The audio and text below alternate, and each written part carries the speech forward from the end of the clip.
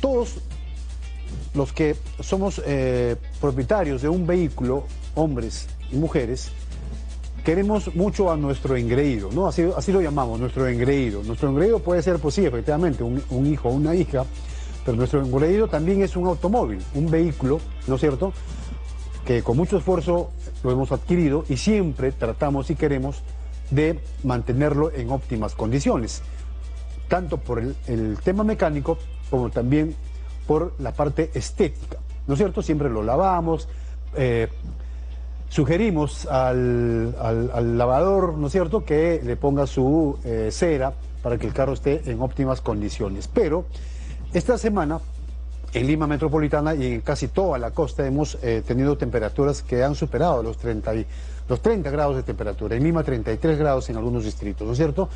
¿Qué debemos hacer para proteger a nuestro vehículo de las altas temperaturas? Precisamente para hablar de ese tema, para hablar de las recomendaciones para cuidar el auto ante las altas temperaturas del verano, ya está con nosotros a través de la plataforma Zoom, Karsten Kunkel, que él es presidente de la Asociación Automotriz del Perú. Karsten, ¿cómo estás? Buenas noches, bienvenido a Exitosa. ¿Qué tal? Buenas noches. Gracias por atender nuestro llamado. Cuéntanos un poco, ¿qué recomendaciones tú como experto en temas nos puedes dar a los que tenemos un vehículo para tener más cuidado y protegerlo de estas altas temperaturas de este verano que está en realidad convirtiéndose en un infierno? Bueno, la buena noticia es que los vehículos están hechos para trabajar en todos los extremos, tanto en temperaturas muy bajas y temperaturas muy altas. Pero sí hay que observar algunos temas técnicos y también unos temas de salud, ¿no? Mi primera recomendación sería ventilar el habitáculo antes de ingresar cuando hay temperaturas muy elevadas, porque es conocido en el mundo automotor que al interior del vehículo se pueden producir unos vapores tóxicos por los plásticos y polímeros que podrían contener sustancias cancerígenas, por lo cual es muy saludable antes de ingresar a un vehículo muy calentado por el sol, abrir las puertas y ventilarlo, ¿no? Además que le da una ventaja de refrescar el ambiente. Cuando el vehículo tiene aire acondicionado, el aire acondicionado ya no tiene que trabajar con tanto esfuerzo y eso significa menor consumo de combustible. Hay que recordar que un aire acondicionado puede incidir hasta un 5% en el consumo de combustible, ¿no? Entonces es importante también usar el aire acondicionado de forma adecuada para reducir el consumo de combustible. ¿Cuánto tiempo se recomienda tener las puertas abiertas del vehículo antes de abordarlo, después de haberlo dejado bajo el sol?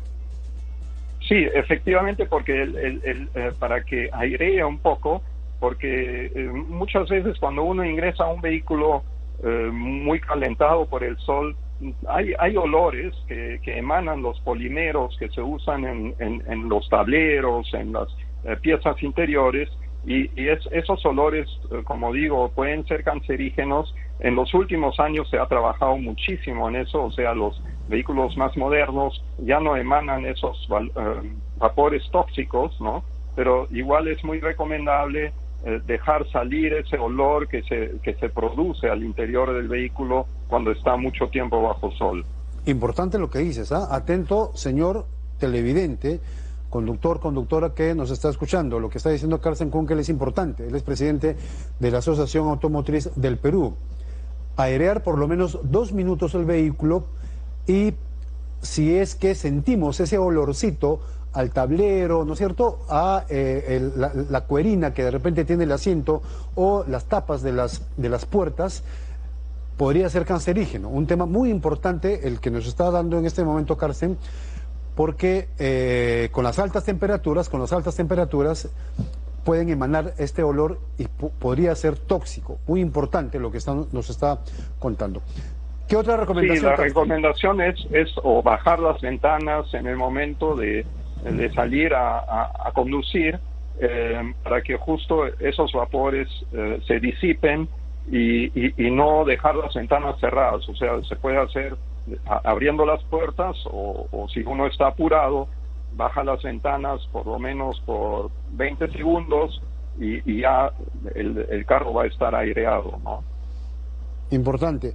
¿De qué material están fabricados los tableros de los vehículos? Nos dices que últimamente las marcas están procurando de que estos materiales no sean tan tóxicos como antes. Efectivamente, o sea, en los últimos 10 años ya hay reglamentación que reduce al mínimo esas emanaciones, o sea, los vehículos más modernos ya no tienen ese factor, ya hay, digamos, condicionamientos a nivel mundial que los fabricantes los están respetando, pero en los vehículos más antiguos sí es importante hacer ese aireo, como digo, ¿no? Aireo, importante 2 minutos, porque además también sugieres tú que el aire acondicionado ya no lo pondríamos en su máxima, digamos, potencia para enfriar el habitáculo, ¿verdad? Exacto, si está muy caliente el interior, lo típico que uno hace es poner el aire acondicionado a su máxima potencia, lo cual significa hasta un 5% de consumo adicional de combustible. El aire acondicionado incide en el consumo de combustible, definitivamente. Claro, y cuando lo pones a lo que es, digamos, la máxima potencia, el consumo es mayor. Por supuesto, ¿no? O sea, los aire acondicionados modernos también trabajan solamente a demanda, ¿no? Entonces, si el habitáculo ya tiene una temperatura adecuada, automáticamente se apaga y se vuelve a prender cuando requiere de más aire fresco, ¿no? Entonces, es un sistema automático que ayuda también a reducir el consumo. Ahora, otra recomendación, leo acá la nota que nos hizo llegar a la Asociación Automotriz del Perú, Carsten, es recomendable no dejar dentro del vehículo objetos como aerosoles o cosas que puedan derretirse por la alta temperatura y puedan dañar la parte interna del motor o del vehículo en la cabina. Sí, efectivamente ha sucedido cuando hay mucha temperatura al interior del vehículo, especialmente en los vehículos más oscuros.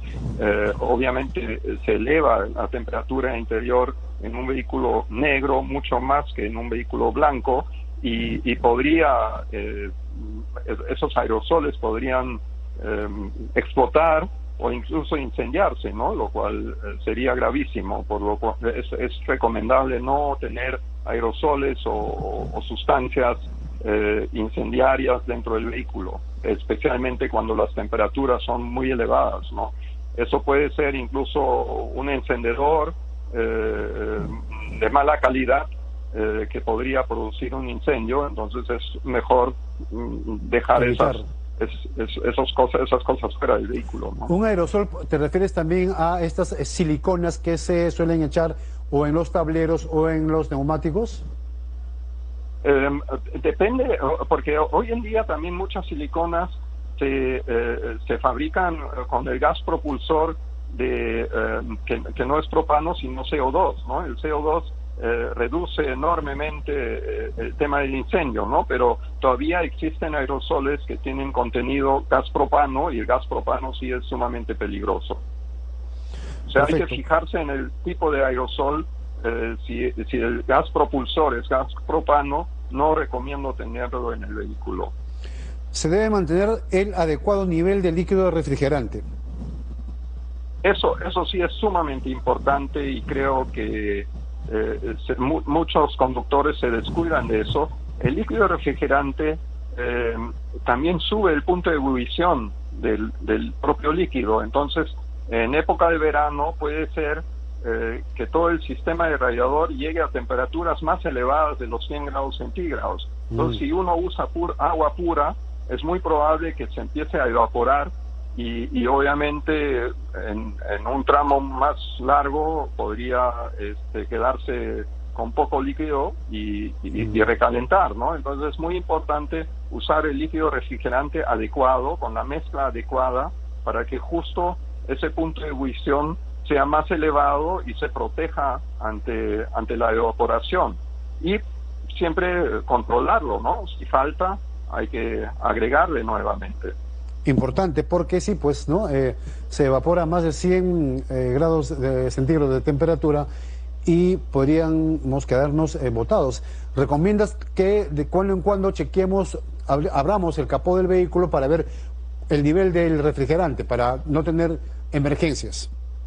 Sí, o también llevarlo al mantenimiento adecuado. En el taller es uno de los puntos que se revisa en el mantenimiento. De hecho, que los sistemas de refrigeración modernos trabajan como una olla de presión.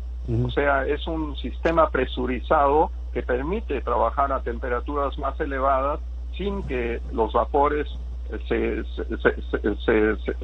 se distraigan y mantiene todo el sistema cerrado. Pero si hubiera una fuga, eso rápidamente puede producir un defecto mayor. Revisar periódicamente el estado de las llantas.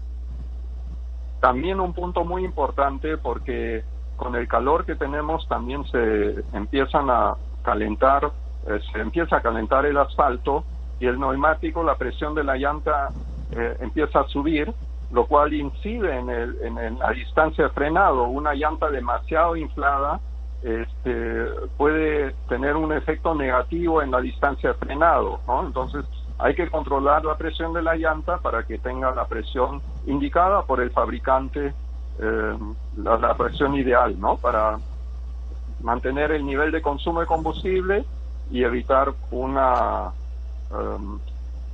frenada más larga, que sí, por una llanta muy inflada produce una frenada más larga. ¿Una llanta con demasiados parches también podría resultar peligroso para la conducción? Obviamente, ¿no? O sea, si los parches no son los adecuados, se recalienta el neumático y se puede soltar y desinflar la llanta. Podría incluso ocasionar un reventón de llanta, que sería peligrosísimo, ¿no? Importante también es el flujo de tránsito, ¿no? Acá Lima ha sido declarada como la ciudad más congestionada de Latinoamérica, la segunda más congestionada del mundo, y eso también incide en el recalentamiento de los vehículos, ¿no? Entonces las autoridades tienen que tomar medidas para evitar ese congestionamiento que tenemos, y incentivar mucho más el flujo de tránsito, en vez de poner rompemuelles o zonas donde reducen la velocidad en demasía. Eso todo puede influir negativamente en el control térmico del vehículo, ¿no? El vehículo está hecho para rodar, no está hecho para estar en un congestionamiento y avanzar de forma muy lenta, ¿no? Especialmente en temperaturas como las que tenemos hoy en día. ¿Y cuál es el planteamiento? Voy a salirme un poquito del tema, pero es un tema que lo he tocado al comienzo del programa, Karsten.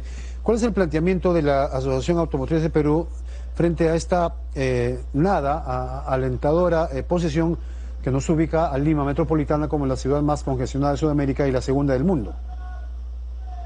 Bueno, ahí hay mucha irresponsabilidad de las autoridades, ¿no? O sea, por ejemplo, un efecto que lo podemos ver claramente fue el hecho que el alcalde Muñoz decidió mandar todos los vehículos pesados a conducir por el lado izquierdo de la Panamericana, ¿no?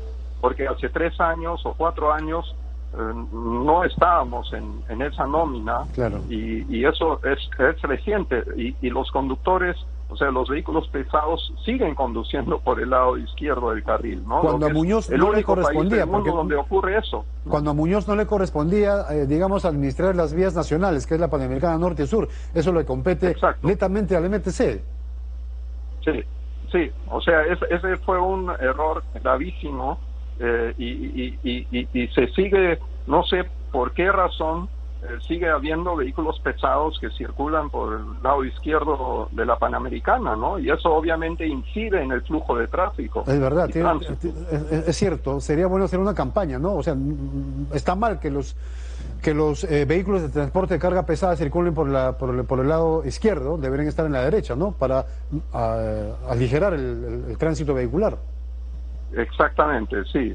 Y también la cantidad de rompemuelles influye obviamente en el flujo de tránsito. Acá tenemos una cantidad de rompemuelles insólita, que no permite conducir de manera, digamos, homogénea, sino uno tiene que frenar a cada rato y volver a arrancar, lo cual causa un sobreconsumo de combustible y ralentiza enormemente ese flujo, ¿no?